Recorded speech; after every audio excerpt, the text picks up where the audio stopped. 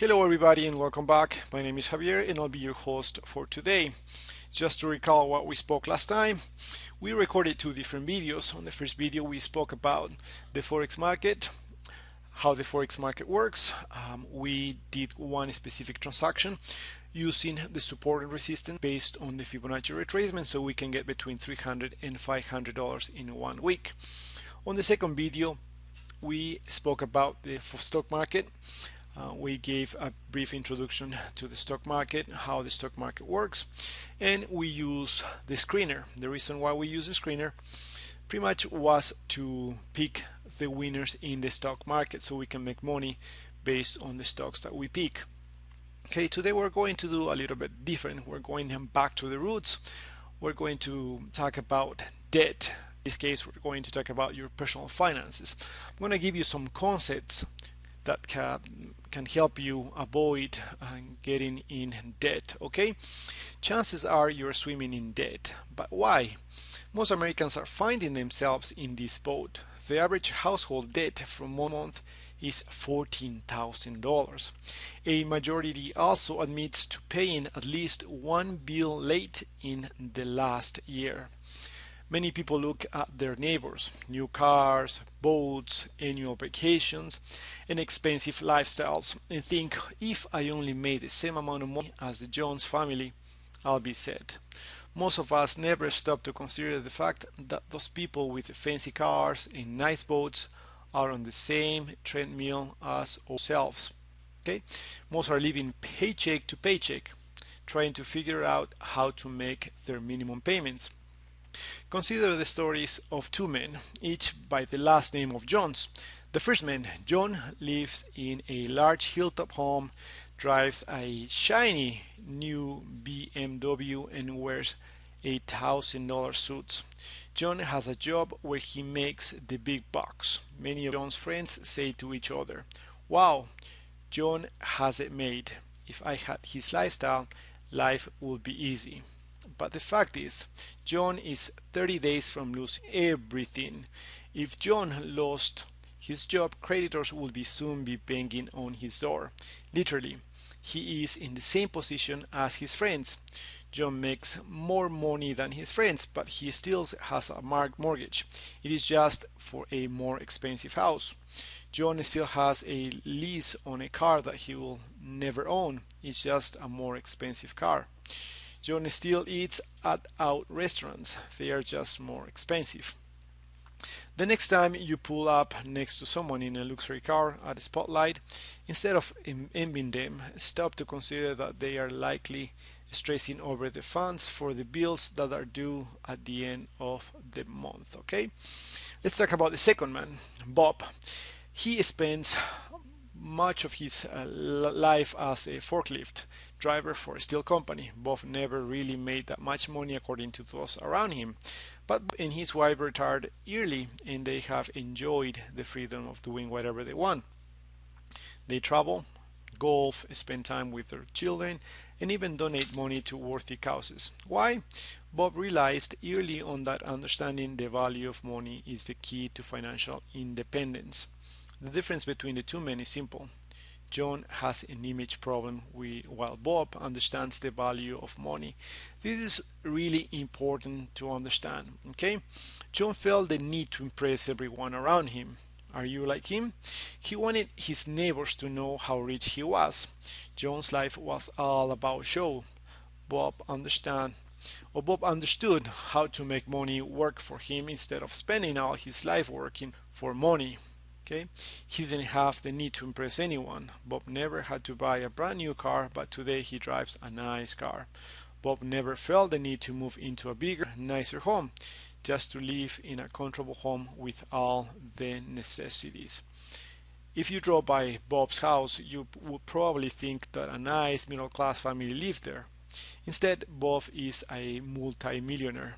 While Bob didn't enjoy many of the luxuries that came along, and still doesn't, he was able to set up his own financial independence. People find themselves swimming in debt because they feel the need to keep up with friends, neighbors, working associates, and family members.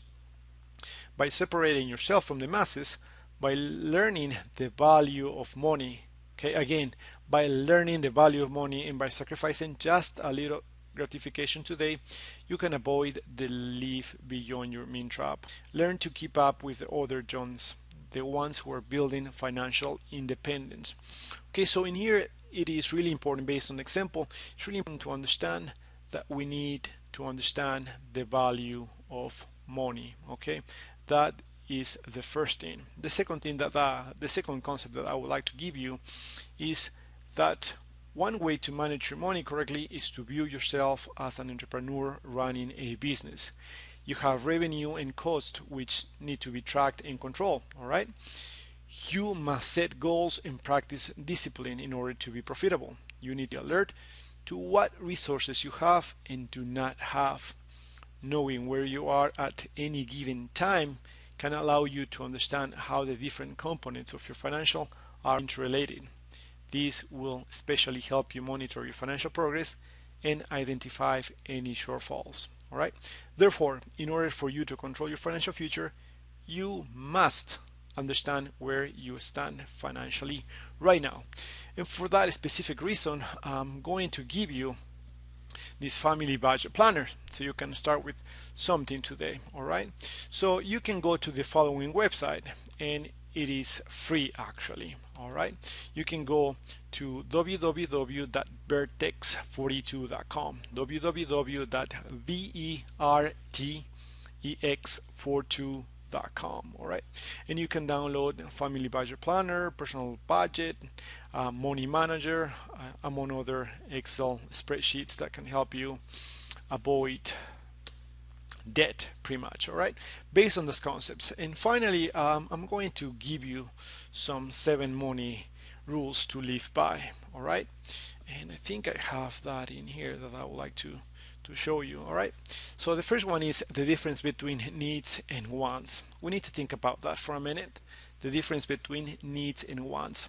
Our actual needs are pretty limited: food, shelter, clothing, and companionship. Just above everything else is a want, and our wants are essentially endless. Because our resources are limited, we have to make choices about which wants to fulfill. I've discovered many people believe they have to spend money in certain ways or in certain amounts, when in reality their spending is a choice, or at least based on choices they made earlier. If you're facing a monster mortgage payment, for example, it's because you choose to buy that home and selected that particular mortgage. Okay, taking responsibility for choices can be scary, but it should also be empowering. After all, if you have choices, you are not just a victim of circumstances. Okay, the second one in here is scarcity makes your choices for you, right? It's lovely to believe in a world of endless abundance, but the reality is that at any given point in time, our resources have limits, whether it's oil on the ground or time here on earth or the cash in our pockets. There's only so much available to spend. Okay, in here I want you to do something. All right, I want you to do something. I want you to come to this website. All right, it's called footprintnetwork.com. Once you come over here, I want you to pretty much fill out this quiz. How many planets does it take to support your lifestyle? All right, just be realistic, be yourself, nothing wrong, but in here the point is we cannot live beyond our limits. Okay, so do me a favor, do a favor to the world as well, and come to this website and see where we stand right now. All right, based on this quiz.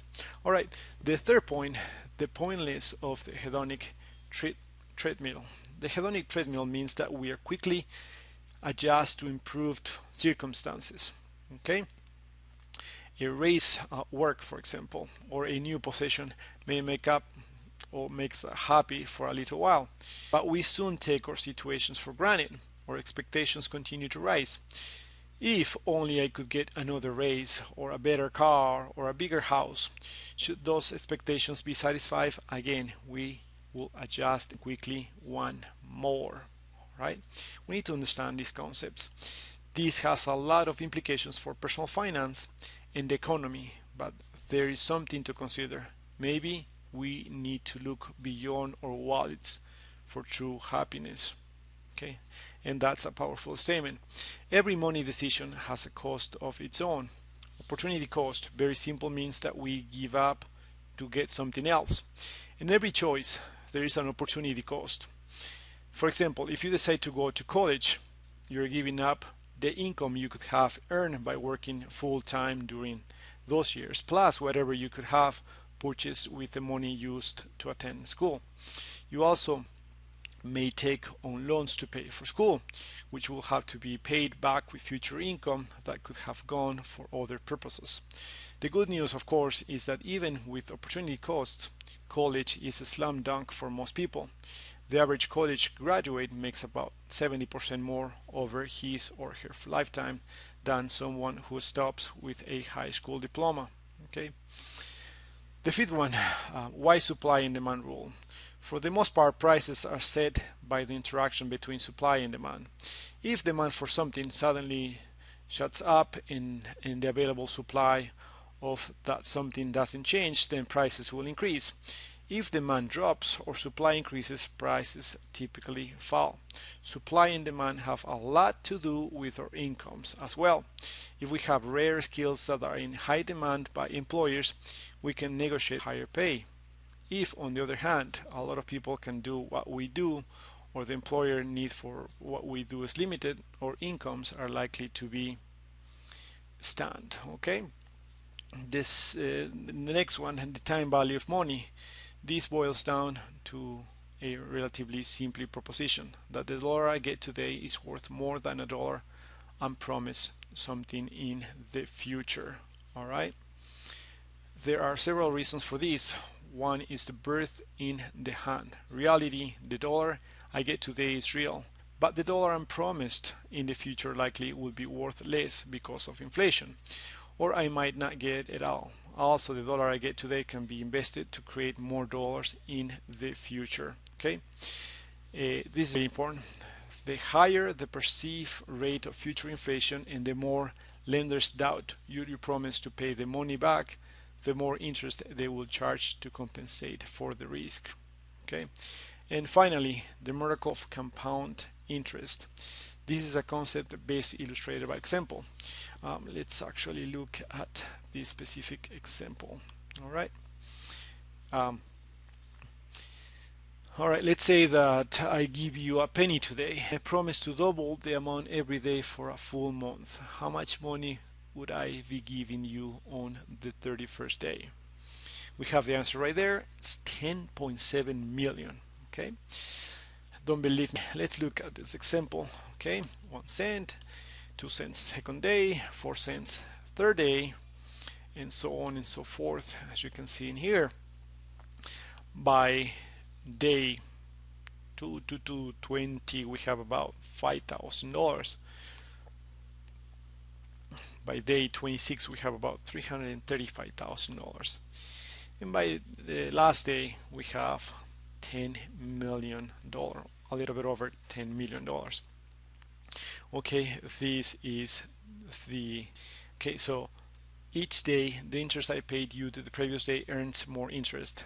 At the beginning, the amount are nominal, but by the end we're talking big bucks. Okay, so of course no one else going to double your money every day, but this concept explains how people save relatively small amounts over the years can build rather a substantial nest eggs. Okay, but this also illustrates how debts can quickly balloon out of control if you're paying interest rather than incurring it, and you are not diligent about paying off the finance charges in full every month. The unpaid amount will incur additional interest charges, increasing the total amount that you owe. This is why so many families who incur credit card debt eventually find themselves in trouble as the amounts they owe explode past their ability to pay. Okay, there are plenty more helpful money concepts, but these 7 are among my favorite ones. Okay, so I give you some good details about how to start. getting rid of debt. I give you some concepts that can help you avoid getting into more debt. Okay, so that's it for today. Please feel free to contact us if you have any questions. Just let us know. Okay, hope to hear from you. See you next time. Bye.